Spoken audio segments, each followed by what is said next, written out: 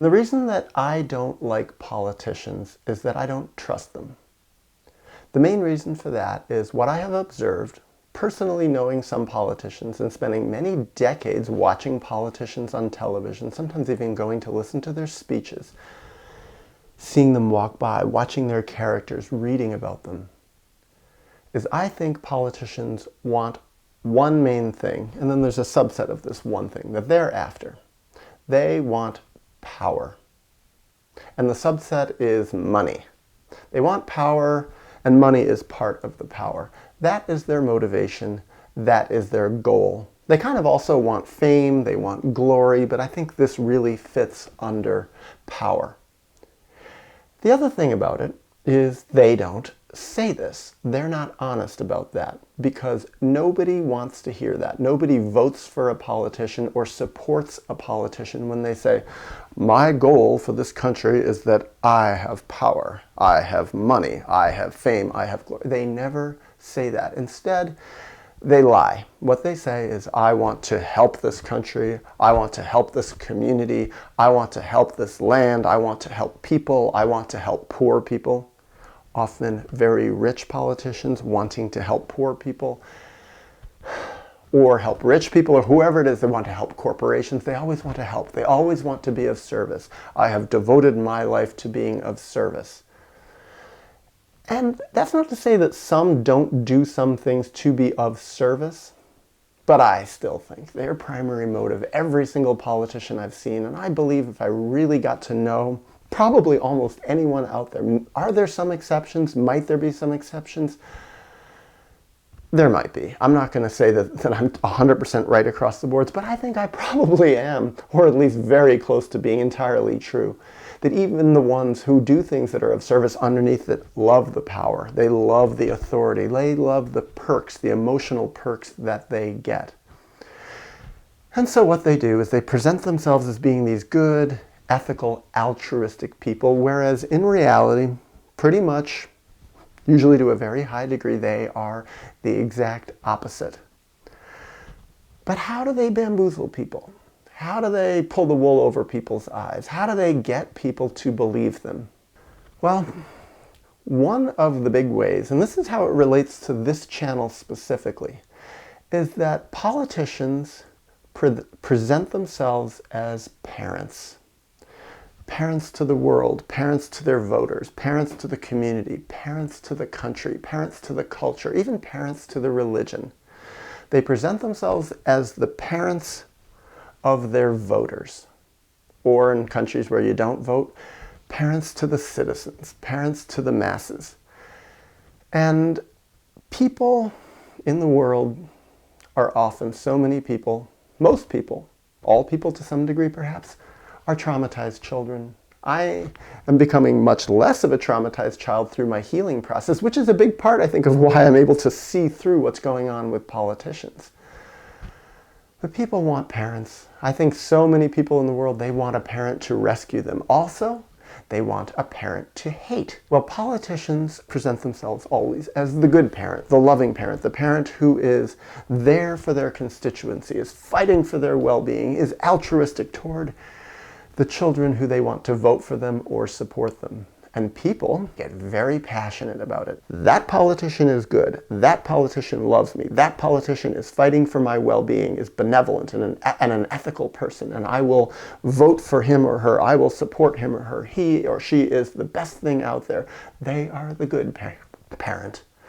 And that politician, the other side, the Democrat, the Republican, the Independent, the Green, whatever it is in different countries, different names, that is the bad parent. That's the evil one. That's the one that holds all of my negative feelings. What's also interesting is the politicians who are less good at faking it, who are less good actors, who are more emotionally connected often do worse.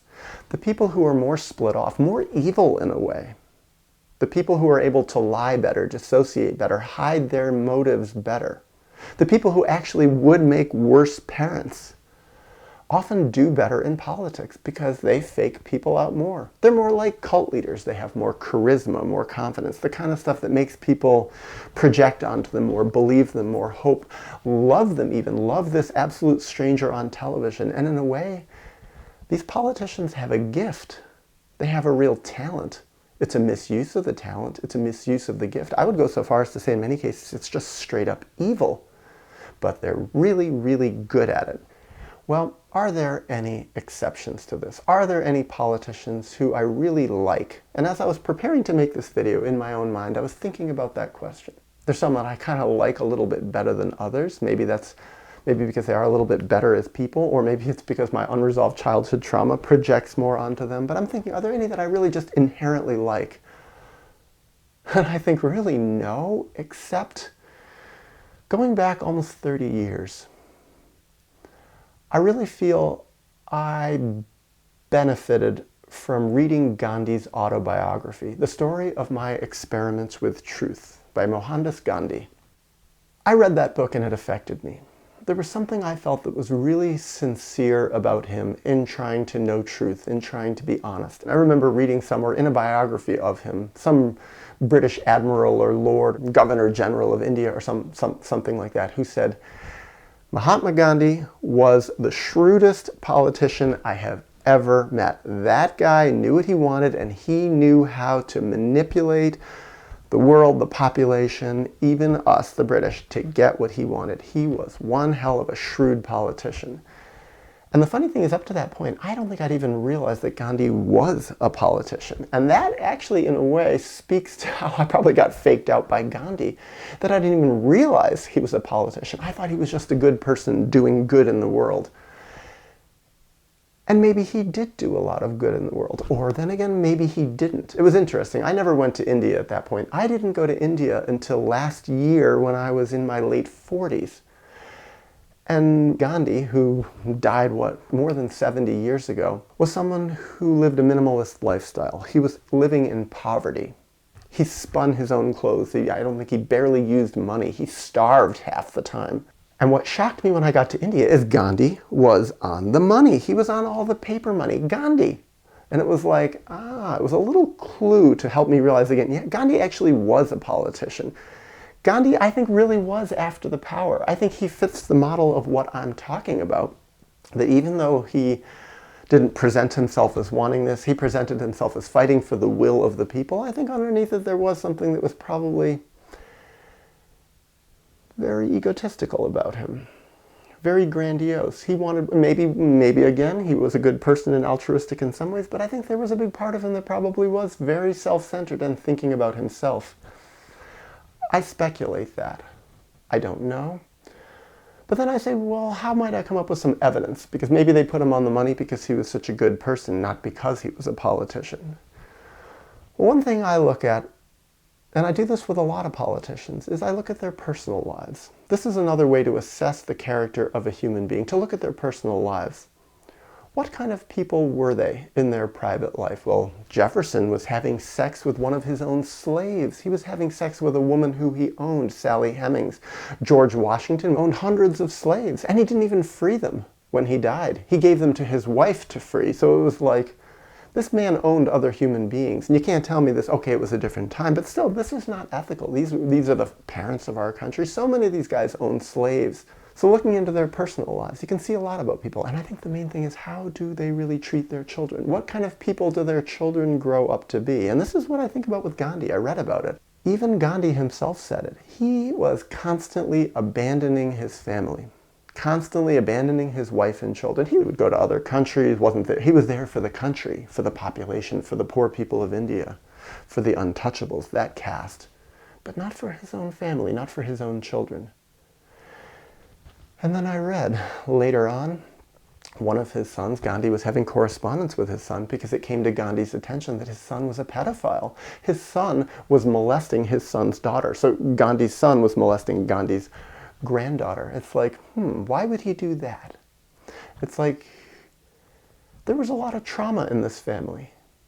Gandhi sacrificed his family. I think of Martin Luther King, kind of a politician in a way, and yet He knew he was going to get killed. He abandoned all his children. It's like, that's kind of questionable to me. Maybe he liked the power so much that he forgot about his own children who he brought into the world. Also, Gandhi took advantage of young girls.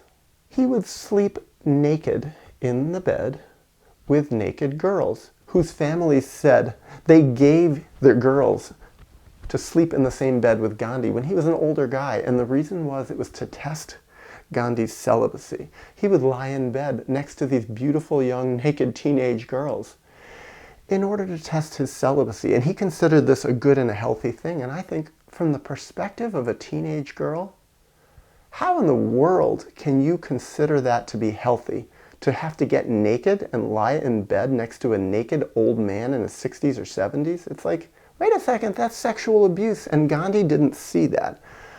I remember when I read that, I thought, I cannot hold this guy up on a pedestal so much anymore. It's like, nah, that's really disturbing and unhealthy. And he didn't even know it. He shared about it publicly as a good thing. So then I think, well, maybe I was idealizing Gandhi, kind of like a lot of people idealize politicians.